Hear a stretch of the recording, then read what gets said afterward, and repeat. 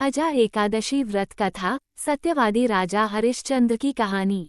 19 अगस्त को अजा एकादशी का व्रत रखा जाएगा। यह व्रत भगवान विष्णु को समर्पित है और इसका महत्व स्वयं भगवान कृष्ण ने धर्मराज युधिष्ठिर को बताया था।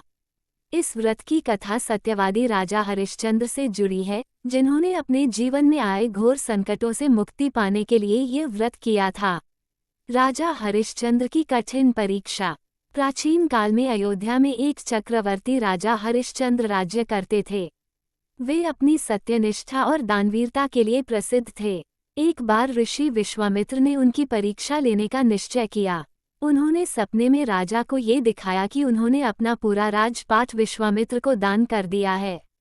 अगले दिन जब विश्वामित्र राजा के दरबार में आए तो उन्होंने उनसे अपना दान मांगा।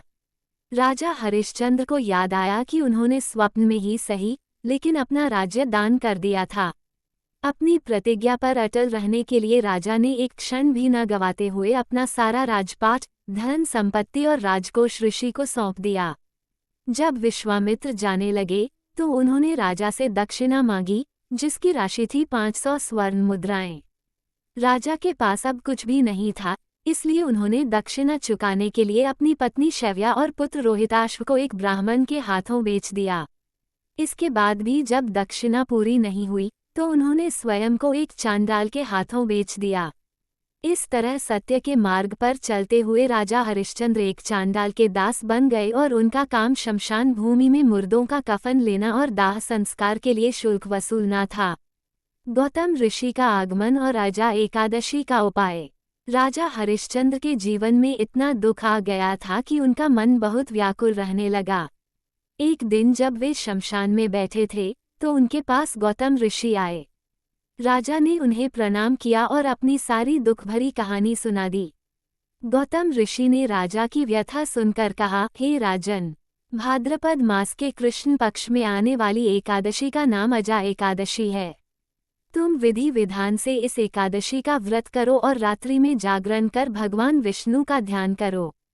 इस व्रत के प्रभाव से तुम्हारे सारे पाप नष्ट हो जाएंगे और तुम्हें अपने सभी दुखों से मुक्ति मिलेगी।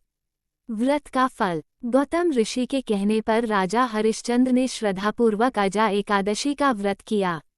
उन्होंने पूरी रात भगवान विष्णु के मंत्रों का जाप किया और उनका ध्यान किया। इस व्रत के प्रभाव से राजा के सभी कष्ट दूर हो गए। देखते ही देखते उनका मृत पुत्र रोहिताश्व फिर से जीवित हो उठा और उन्हें अपना खोया हुआ राज्य और परिवार भी वापस मिल गया। अंत में राजा हरिश्चंद्र ने अपने परिवार सहित राज्य का सुख भोगते हुए मृत्यु के बाद वैकुंठ लोक को प्राप्त किया।